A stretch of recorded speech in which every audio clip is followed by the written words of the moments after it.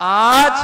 भाजपा की सरकार आपकी अमेठी में मेडिकल कॉलेज का निर्माण कर रही है, जिला मुख्यालय का निर्माण हमारी सरकार कर रही है,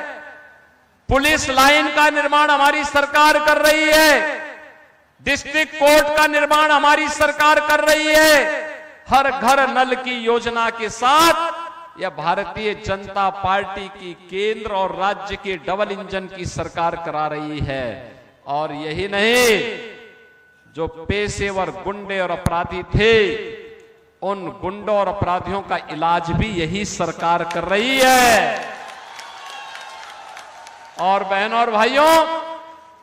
मुझे कहने में संकोच नहीं, यहां के लोग तो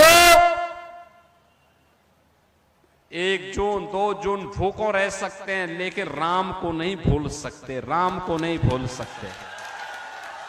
क्योंकि अवध क्षेत्र है,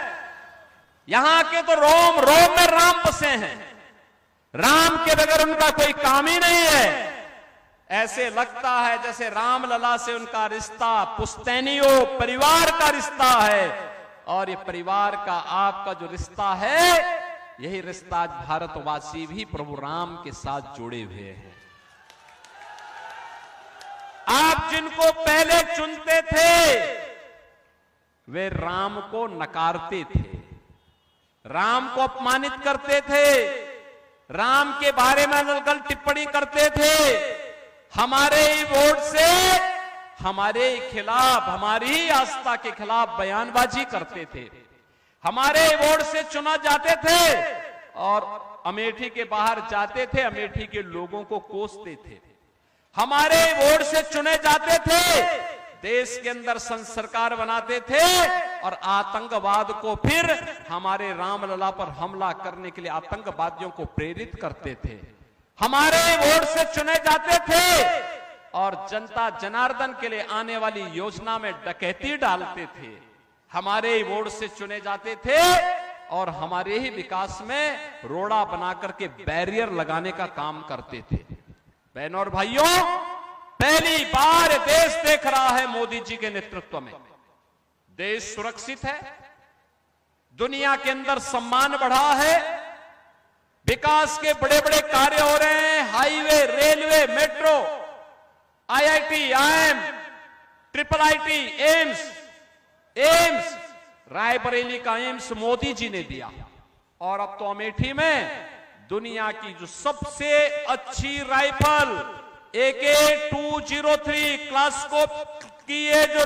राइफल है, दुनिया की अब की सबसे अच्छी राइफल है, जो रसिया के साथ मिलकर के भारत बना रहा है, यह अभी अमेठी में मोदी जी ने लगा करके उसका उद्घाटन भी किया। ये कांग्रेस और समाजवादी पार्टी के लोग यहां के नौजवानों के हाथों में तमंचे पकड़वाते थे, हमने यहां के नौजवानों के हाथों में टैबलेट दिया है, टैबलेट, और देश की सुरक्षा के लिए आपके जिले को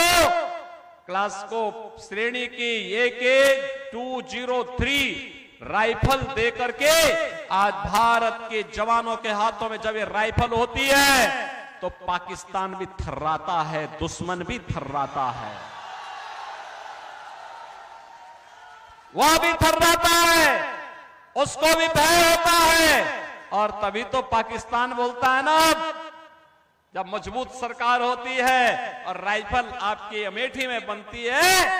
अब दुश्मन भी क्या बोलता है, अगर पटाखा जोर से फट जाए ना, कहता नहीं मैंने नहीं किया, मेरा हाथ नहीं है इसमें,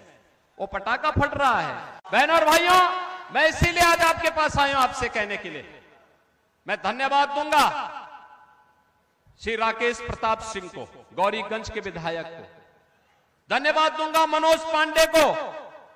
जो रायबरेली के पास विधायक है, इन्होंने समाजवादी पार्टी से इन्होंने विद्रोह किया। कहा, जब समाजवादी पार्टी ने अयोध्या में रामलला की विराजमान होने के बाद जब मैंने प्रस्ताव रखा कि भाई चलो सभी विधायक एक साथ अयोध्या में दर्शन करते हैं, इन सभी विधायकों ने समर्थन किया था, लेकिन समाजवादी पार्टी के नेता अखिलेश यादव ने कहा कि नहीं, हम राम मंदिर का विरोध करते हैं। तो इन विधायकों ने कहा नहीं, जो राम का विरोध करेगा हम उसका साथ नहीं दे सकते, और इन्होंने समाजवादी पार्टी से नाता तोड़ दिया। कहा कि भाई हमारा तुमसे कोई संबंध नहीं। इन्होंने पहले ही कहा, इन लोगों ने कहा कि राम से हमारा जन्म जन्मांतर का संबंध है, हमारे पूर्वजों का संबंध है, पीढ़ियों से हमारा संबंध है। हम भूखों रह सकते हैं लेकिन राम को नहीं छोड़ सकते, राम के बगैर हमारा काम नहीं हो सकता है। यहां से कांग्रेस के शहजादे राहुल गांधी आए हैं, राहुल गांधी के प्रतिनिधि चुनाव लड़ने के लिए आए हैं। आप सोचो क्या कर पाएंगे वो? कुछ बस का ही नहीं, उनके बस का नहीं है, कुछ नहीं कर पाएंगे। और ठीक बात है, घूम रहे होंगे, सब कुछ कर रहे होंगे, लेकिन कोई विजन अपना नहीं है, कोई लक्ष्य नहीं है। और इसलिए बहनों और भाइयों, मैं आपसे अपील करने के लिए आया हूं। भारतीय जनता पार्टी ने केंद्रीय मंत्री श्रीमती स्मृति ईरानी जी ने आपके पास प्रत्याशी बनाकर के पुनः भेजा है। स्मृति जी 5 साल में जितनी बार यहां पर अमेठी में आई है, मैं पूछना चाहता हूं, कांग्रेस का जो परिवार यहां से प्रतिनिधि बनकर के, सांसद बनकर के जाता था, देश का नेतृत्व करता था, अगर उनके सभी कार्यकालों को मिलाकर के देख लिया जाए तो वह उतनी बार नहीं आए होंगे जितनी बार मात्र 5 वर्ष में स्मृति ईरानी जी अमेठी संसदीय क्षेत्र का दौरा किए। और इसलिए मेरी आप सबसे अपील है कि स्मृति जी को भारी बहुमत से विजयी बना के भेजना है। बना के भेजेंगे, कमल चुनाव चिन्ह पर चुनाव जिता करके भेजेंगे।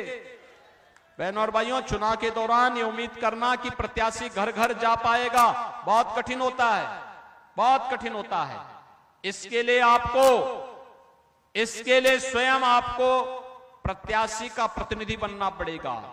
मोदी जी का प्रतिनिधि बनना पड़ेगा, योगी जी का प्रतिनिधि बनना पड़ेगा। बनेंगे?